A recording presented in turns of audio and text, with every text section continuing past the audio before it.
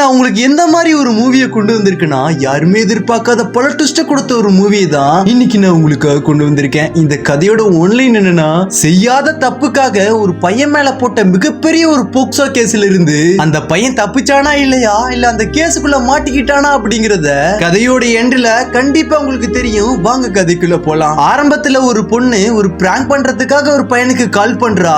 அப்படியே அந்த பையனும் திரும்ப இந்த பொண்ணுக்கு கால் பண்றான். இப்படியே இவங்க ரெண்டு பேரும் மாத்தி மாத்தி ஒருத்தருக்கு ஒருத்தர் கால் பண்ணி பேசிக்கிட்டே இருக்கும்போது இவங்களே அறியாம இவங்களுக்கு இடையில ஒரு காதல் தோன்றுது. போக போக இவங்க ரெண்டு பேருமே ஒருத்தருக்கு ஒருத்தர் பேசாம இருக்கவே முடியல. ஆனா அந்த பையன் இந்த பொண்ணை பார்த்ததே இல்ல. இப்படியே இவங்க ரெண்டு பேருமே ஒரு நாள் பேசிக்கிட்டே இருக்கும் போது அந்த பையனுக்கு இந்த பொண்ணை பாக்குற ஒரு வாய்ப்பு கிடைக்குது. பார்த்த அந்த நொடியே அந்த பையனுக்கு இந்த பொண்ணை புடிச்சு போக இவங்க ரெண்டு பேருமே காதலிக்க ஆரம்பிக்கிறாங்க. இவங்க ரெண்டு பேருக்கு இடையில இருக்க காதல் எந்த அளவுக்குன்னா, அந்த பையன் இந்த பொண்ணை அந்த பையனோட வீட்டுக்கே கூட்டிட்டு போய் அவங்க அம்மா அவன் தங்கச்சி கிட்ட அறிமுகப்படுத்துற அளவுக்கு இவங்க இருவருக்கு இடையில இருக்க காதல் அவ்வளவு ஸ்ட்ராங் ஆகிட்டே போகுது. அப்படி ஒரு நாள் இந்த பொண்ணு அந்த பையனோட வீட்டுல இருக்கும் போது திடீர்னு எதிர்பாராத விதமா இந்த பொண்ணோட மாமா அங்க வர, அங்க வந்தவருமே சும்மா வராம போலீஸோட வந்து இந்த பையனை அரெஸ்ட் பண்ணிட்டு, ஆக்சுவலா இந்த பையன் ஒரு ஏழை ஃபேமிலிங்க, ஆனா அந்த பொண்ணு மிகப்பெரிய ஒரு பணக்கார ஃபேமிலி. அது மட்டும் இல்லாம அவங்க மாமாவுக்கு கௌரவம் தான் முக்கியம். இந்த விஷயம் மட்டும் வெளியில தெரிஞ்சா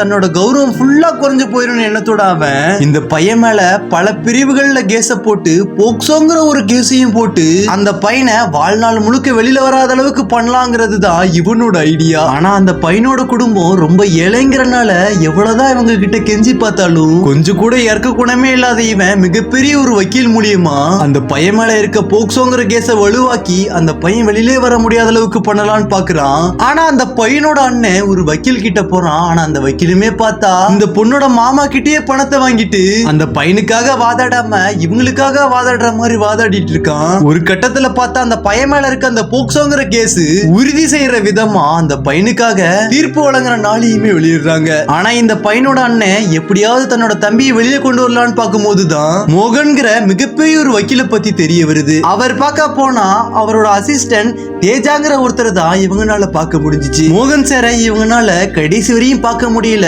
அவருமே இந்த கேஸை எடுக்க மாட்டேன்னு சொல்லிடுறாரு. ஆனா மோகனோட அசிஸ்டன்ட் தேஜாங்கிறவரு மனசு கேட்காம இந்த கேஸையுமே எடுத்துக்கிறாரு. இப்ப அப்படியே கோர்ட்ல பார்த்தா இந்த பையனுக்கு தீர்ப்பு வழங்க வேண்டிய நாளுமே வருது. ஆனா அந்த டைம்ல தேஜா அங்க என்ட்ரி ஆகி அந்த கேஸ்ல மிகப்பெரிய ஒரு ஓட்டைய போட்டு மிகப்பெரிய ஒரு கேள்வியை எழுப்பி அங்க இருக்க எல்லாத்தையும் குழப்பத்துக்கு உள்ளாக்கி அந்த கேஸையுமே தள்ளி போடுறாரு. இப்ப அடுத்த டைம் அந்த பையனுக்கு தீர்ப்பு வழங்க வேண்டிய நாள் வரும்போது இந்த பொண்ணோட மாமாவோட வக்கீல் அந்த பையனுக்கு எகென்ஸ்டா மிகப்பெரிய ஒரு சிசிடிவி ஆதாரத்தை காட்டணும்னு யாராலையுமே அந்த பையனை காப்பாற்ற முடியாத சூழ்நிலைக்கு அந்த பையன் தள்ளப்படுறான். ஆனா கடைசி வரையும் மனசு தளராம தேஜா புத்திசாலித்தனமா வாதாடி அந்த எதிர்த்தரப்பு வக்கீலுக்கு எதிராக பல கேள்வியை எழுப்பி அந்த சிசிடிவி ஆதாரம் உண்மைனா அந்த பொண்ணு தான் வந்து சொல்லணும் அப்படின்னு சொன்னோன்னு ஜட்ஜிமே அந்த பொண்ணை கோர்ட்ல ஆஜராக சொன்னோன்னு அந்த பொண்ணு கோர்ட்டுக்கு வர வேண்டிய நாள் அன்னைக்கு அந்த பொண்ணோட மாமா தன்னோட வேலையை காட்ட ஆரம்பிச்சிடுறாரு. கோர்ட்டுக்கு அந்த பொண்ணு வராதனால இந்த பையன் மேல எழுப்பியிருக்க கேஸ் ரொம்ப ஸ்ட்ராங் ஆகி இந்த பையன் தான் குற்றவாளி நிரூபிக்கிற நேரம் வரும்போது அந்த பொண்ணும் அந்த பொண்ணோட அம்மாவும் கரெக்டான நேரத்துக்கு கோர்ட்டுக்கு வந்து அங்க நடந்த உண்மையை சொல்லி செய்யாத தப்புல இருந்து அந்த பையனை காப்பாத்தி இந்த உலகத்துல அந்த பொண்ணோட மாமாங்கிற கேவலமான ஒருத்தனை